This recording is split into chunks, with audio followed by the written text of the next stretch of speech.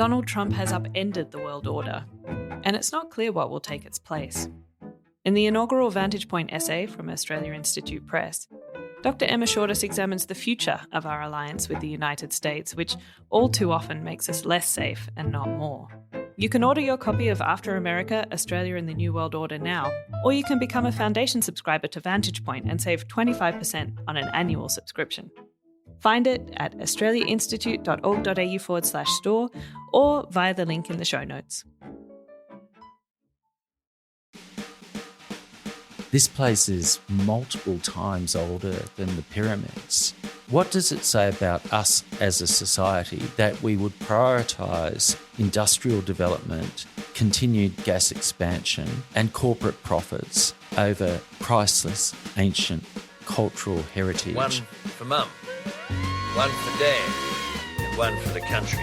And there has never been a more exciting time to be an Australian. Budgets are about choices, Fran, and you show what you value through the choices you make. This is coal. Don't be afraid.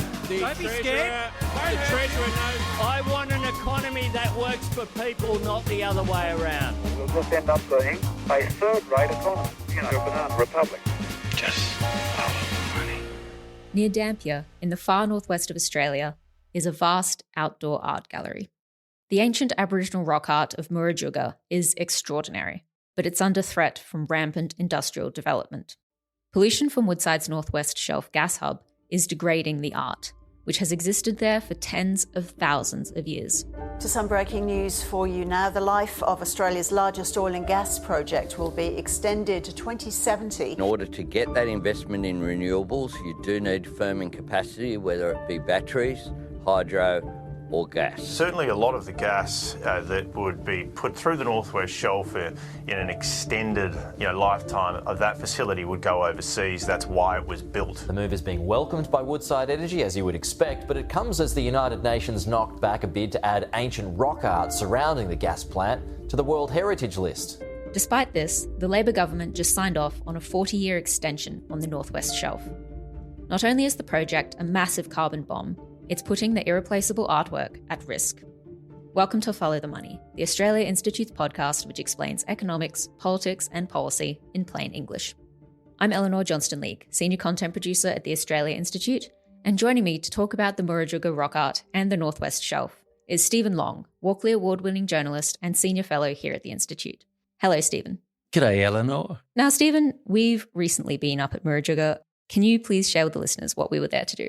Well, we were there to make a little documentary about this rock art. And the impression I've developed, Elinor, is that a lot of people don't know much about it. I must admit, I didn't know a lot about it. I'd heard of it, but I didn't really understand the significance of it. And certainly on the east coast of Australia, a lot of people don't. Now, this place really should be up in lights. It is extraordinary and unique.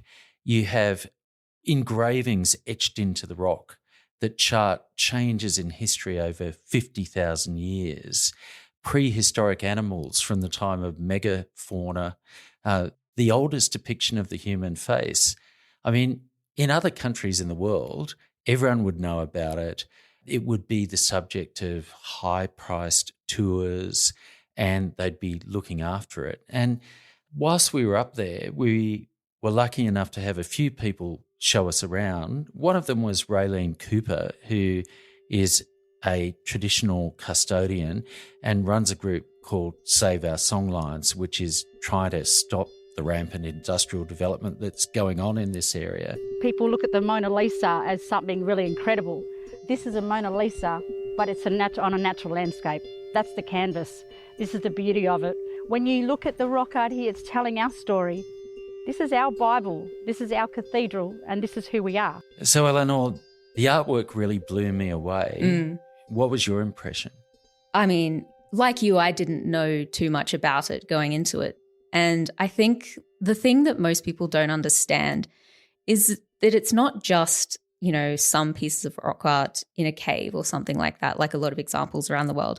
There are more than 1 million examples of these petroglyphs scattered throughout this landscape that's made up of these, it looks like they could be man-made, but they're naturally formed sort of piles of rocks. And there's rock art just everywhere throughout this landscape. You know, you'd be driving on the side of the road and we'd step out and there'd be rock art on the boulder just by the side of the road. And it's just incredible that there's so much of it contained in this one area. It certainly is. And as part of this documentary, we caught up with one of the world's leading experts on rock art in the world, Professor Ben Smith at the University of WA. I'm president of the International Scientific Committee on Rock Art, and for me, this is the most important rock art site in the world. This is an art that goes back 50,000 years with extinct animals and the world's oldest depictions of the human face. Murujuga has more than 1 million rock art images. So there we have Ben Smith, one of the world's leading authorities, talking about this being, in his view, the most significant rock art site in the world. And in that context, Elinor, to me when I went there, it was just absolutely shocking to see that we've allowed industrial development pretty much on top of it. I mean, at times literally on top of the rock art. Yeah. Rock art bulldozed to make way for a gas plant, and rock art moved in 2023 to make way for another plant, a urea plant. But, you know, I'd looked at maps and I thought the industry's here and then there's a national park here. What you didn't realise, what I didn't realise before going, was that the footprint of the industry just really desecrates this site. You've got art and you've got roaring gas burning coming out of vents in full view where you are looking at the art, and you've got the noise from the industry and from the industrial development. And one of the enduring images from our time up there for me, Elinor, is you with your camera up there filming rock art and the burning gas just behind it. And even when we're in gorges, like way down in gorges, you could hear the impact of the industry. You could see flames. It's just extraordinary that we've allowed that to happen. We've allowed industry to impact so much on the site. One of the other people we had the privilege of meeting up there, you'll remember, was Ken Mulvaney. Yeah. I mean, what a legend. What a character. And Ken's been documenting the rock art for 45 years. Yeah. Did his PhD thesis on the different phases of the rock art and what it records. And he was telling us that when he first went there, people didn't really understand the significance. And I guess we're a pretty racist country and didn't really value Indigenous culture. But, you know, he went away for a little while and thought, well, now we know, surely it'll stop. And, you know. When I first came and here working for the West Australian Museum, we were employed to survey in front of the bulldozers that were levelling an area to make way for the Karratha gas plant at the time. Back in the late 70s, early 80s, people didn't realise or appreciate just how important, how dense this cultural landscape was in terms of its art, its archaeology, its Aboriginal importance. But 10 years, 20 years later, we knew it. I was expecting there would be no more industrial development here because we knew then just how unique and culturally important this place was. Stephen, can you just unpack for the listeners exactly what industry is in this area at Murujuga? So we have a number of things. Essentially, it is a gas and petrochemical hub. Woodside owns a big gas plant there, and they also have trains, they're generally known as, that convert gas coming in from offshore from the Northwest Shelf out in Commonwealth waters, piped in, which is converted in these gas trains into liquefied natural gas. So they burn gas to liquefy it, and then we export the vast majority of it off to Asia. But 14% of the gas is used domestically. A lot of that gas is actually being used in these chemical plants that have sprung up basically to feed off the gas here. You've got chemicals, you've got urea, you've got Yara, a European company that is developing ammonia, and this is being used for fertiliser, precursors for explosives. So the presence of the gas has attracted these other industries. So now you have the largest petrochemical hub in the southern hemisphere in this priceless, ancient cultural landscape. And the thing that also shocked me, which Ken was the first person to tell me or explain, really, unpackage, is that it's just a historical accident. It's there. It doesn't need to be. The gas is offshore along our continental shelf, 100 kilometres from here at the closest. Some of the gas they're wanting to ship in is 800 kilometres from here. Industry can go anywhere and still process those resources. They don't have to be here. So just to add to what Ken was saying, it's just a historical accident. They built a port here before they realised there was this vast treasure of rock art, or how important it was. And then it was convenient to have a gas plant built here. But with the gas coming in from hundreds of kilometres away, you could have whacked those gas plants anywhere. They don't need to be pretty much on top of the most significant rock art site in the world, which is of such cultural significance to Indigenous people and a worldwide treasure.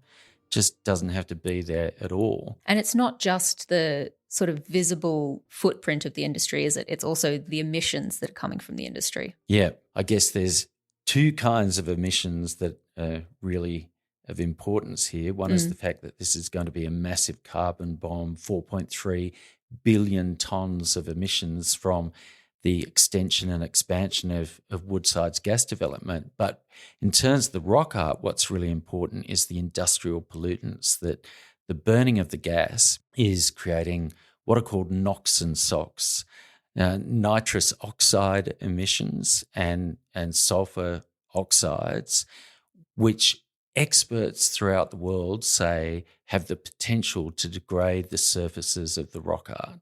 Now, these rocks are covered with what's known as a desert varnish, a natural protection that forms over thousands of years, a hard surface that's formed from microbial activity and deposits on the rock. And essentially that protects the images that are dug or etched into the art. But once you compromise that surface, then you can basically lose the rock art completely over a period of decades. And the worrying thing here is we've got 13,000 tonnes of these nitrous oxides emissions coming out, and a real potential and already evidence that this is degrading the rock art. It's a $30 billion project. It's what our economy needs. It just beggars belief that this week was the week that the new Environment Minister decided to make this decision to approve this huge pollution bomb at the same time as residents in New South Wales are struggling. The government says it's done its due diligence, but critics say it could ruin some of the oldest art in the world. This has been 40, 50 years of destruction out here from industry like this. This is what they have done. And despite the emissions, despite the evidence that the emissions are degrading the rock art, the new Federal Environment Minister, Murray Watt, has approved a 45-year extension to the Northwest Shelf. And for really the first big movement of Murray Watt in his portfolio, it's just astonishing to me, really, that this has been approved. It does seem pretty amazing and says something about the Labor government's priorities. Yeah. And I'd note too that Murray Watt, who had only just become Environment Minister since the May 3 election, hadn't even visited the site before he made this decision. Now, I guess in fairness, Elinor, we have strict conditions about air quality he says he's imposed. Yes, but what do we know about those strict conditions, Stephen? Well, at this stage, at the time of recording, yep, nothing. No. because the conditions that have been imposed have been kept secret, at least for a period of time, whilst Woodside is consulted. So what they've done is they've made a preliminary decision, informed Woodside of the decision, informed Woodside of the conditions that have been imposed as part of that approval, and supposedly for procedural fairness, told only Woodside and no one else. Now, we will find out in time, possibly by the time some people are listening to this, we might have an idea of what's going on. But it seemed pretty extraordinary to me too that you'd keep that secret. And so we don't really know how effective they'll be, what the conditions are or how effective they'll be. And I stand here today to blow the whistle on a Western Australian government cover-up. This document is not worth the paper that it is written on. It's a disgrace. So there was a monitoring report done for the WA government that was released just a few days before the Northwest Shelf extension was announced. It was supposed to be released about a year ago, but it was only just released. The report said that there's nothing to see here, that there's no evidence of degradation on the rock art. But is that quite true? Actually, it showed some very interesting things. It did actually show degradation of the rock art, and that was highly significant. It found that surfaces of the rock art at Dampier, in the Dampier region near where the industry is, were porous. And what that means is that they've got holes in them like Swiss cheese. And that pretty much means that we could lose that rock art. But they blame that on an old power station that used to be there in the 70s and 80s, rather than blaming it on Woodside and the current development. They pretty much exempted Woodside and the current development. So that's how you got these headlines saying nothing to see here, no problem. Oh, all the damage is historical. There's no problem now. And yet, Elinor, I spent the weekend after this report was finally dropped reading its 800 pages, as did some of the other experts. And once I did that, it didn't quite look as positive. I mean, there was some really interesting stuff buried in that report. You wouldn't have got it from the press release or the executive summary. But it said, for instance, that industrial pollutants are likely to be channeled or concentrated in geographic features such as gorges, which frequently contain a particularly high concentration of the rock art engravings, as we saw when we were there. So there's a likelihood that the industrial pollutants will form a narrow channel and just sit in land formations like that. So this conclusion that, oh, well, maybe the pollution isn't at a level where it's causing damage doesn't really sit well with that.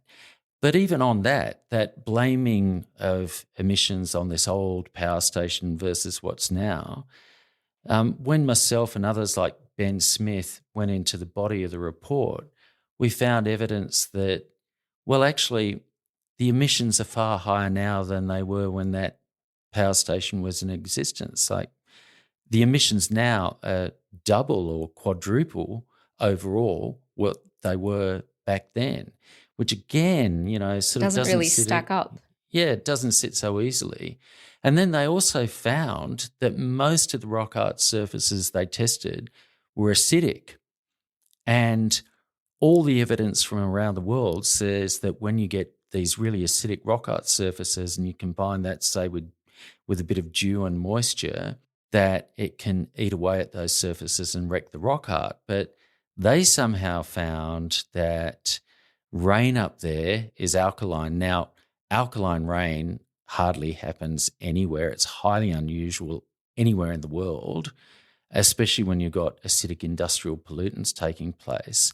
And some of the critics think that they actually made a mistake, and because they had a lot of monitoring stations on beaches that were picking up salt water, which tends to make it seem more alkaline. Now, I hate to go on this chemistry excursion, but the point is they had a whole lot of evidence that could reasonably have been read a whole nother way to say you got dangerous levels of pollution here and you've got already evidence that rock art's degrading and you've got acid surfaces on the rock art.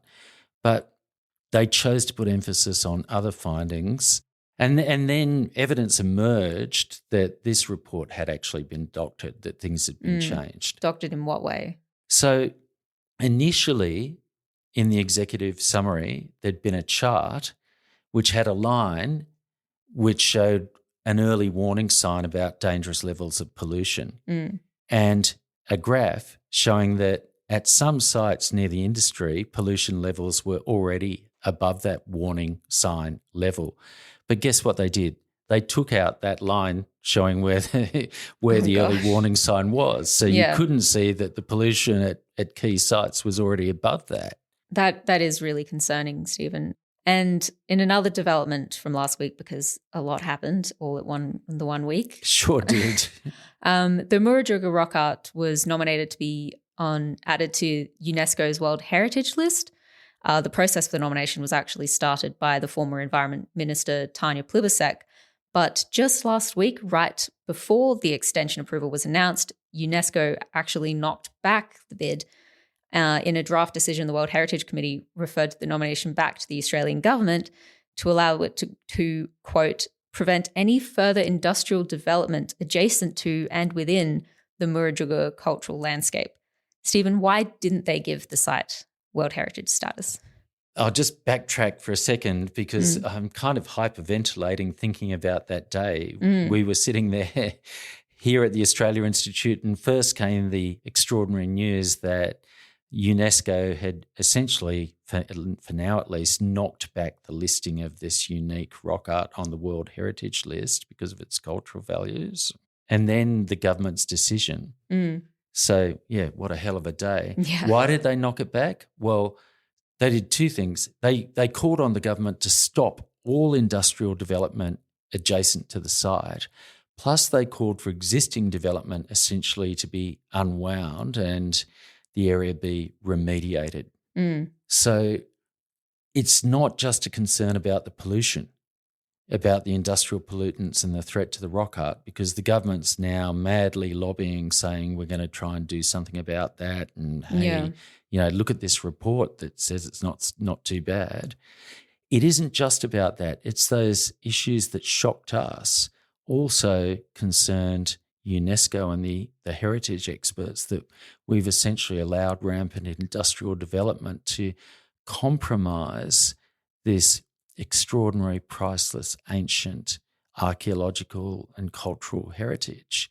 And they want that industry gone. And they certainly did not want the government, within a short space of time of them announcing this, giving the go-ahead to a 45-year extension of the gas plants there and, continued development. No. We would not accept in Australia an oil rig placed inside the barrier reef. A petrochemical plant sat next to Uluru. But for some reason, on the far west of Australia, it's all right for industrial development to destroy cultural heritage. This is Juukan Gorge 1,000 times over, and 1,000 times over decades. The federal government has said they will appeal UNESCO's decision not to give Murujuga World Heritage status. But knowing that the government is appealing this and yet still continuing with the extension to the Northwest Shelf, what does that really say about the current government's priorities here? Well, they're clearly out of step with what UNESCO believes should apply, which is that the site should be protected and fully preserved and there should be no industry there. It's clearly out of step with what UNESCO wants, to allow a 45-year extension of the gas development. It is just wrong. But I've got to say, over decades, this has been wrong. I mean, it is just something that says a lot about Australia as a society that we have allowed this to happen. I mean, this place is multiple times older than the pyramids. And it's more ancient than the cave paintings in France, and a whole lot of stuff, Stonehenge. And it's also just truly unique it's not just the rock art in a single location. It's literally an outdoor art gallery. Yeah, it's mind-blowing, really. It's one of the most incredible things I've ever seen. Me too. Yeah. What does it say about us as a society that we would prioritise industrial development, continued gas expansion and corporate profits over a priceless ancient cultural heritage of global significance and enormous spiritual importance to Indigenous people? Yeah. The fact that it contains the oldest depiction of a human face, I mean, that's part of the history of us as a species, and the fact that we're not valuing that over short-term industrial development. I can sort of picture an alternative reality, a parallel history perhaps, Elinor, where rather than putting in a huge gas plant and liquefied natural gas trains and all this chemical development up there, we'd quarantine this area and had a global tourism campaign, had both like campsites in the region for backpackers and high-end resorts and highly controlled access with archaeologists like the legendary Ken Mulvaney to show people around, generating income for the local area and for local Indigenous people who would be involved. A different world where we promoted this globally and protected it rather than saying, hey, we'll just trample it for heavy industry. Yeah, and advocates for the project say that it's important for the economy, but our research here at the Institute shows that not only has the project caused WA gas and electricity prices to triple since it was granted access to domestic gas in 2020, the extension will see around $215 billion worth of Australian gas given away royalty-free. And on top of that, no gas exporter in Australia has ever paid any petroleum resource rent tax, and most of them pay zero royalties. So when you combine all of that on top of the destruction of the rock art, what is Australia even really getting from this extension? So we got travesty upon tragedy because we're actually getting very little economic return for the desecration of this site. And most of the plants are foreign owned. Yeah. So what can people who are concerned, who are listening to this, do about this? The approval's conditional. It hasn't finally gone ahead yet. I think everyone should be screaming blue bloody murder over this. Politicians respond to pain and the threat of pain. One of the first acts of the second term of the Albanese government is this carbon bomb and desecration of a heritage site. If people scream loud enough, maybe they'll change this and maybe they'll make sure this never happens again. We certainly have to change the government's course because this is a terrible, terrible way for it to be tacking. Anything you can do, speak up, say it's wrong, because it is wrong. So devastatingly, horrifyingly, terribly wrong. And if you want to find out more, please go to the Australia Institute's website. You can watch our documentary there. It's a great watch. Stephen and I put a lot of work into it, so we would really appreciate it if you went. We really would. Watch it and share it far and wide. Yes. Well, thank you so much for joining me today, Stephen. I really appreciate it. Great to be with you, Elinor. Thanks. This episode was recorded on Tuesday, the 3rd of June, and some things may have changed since recording.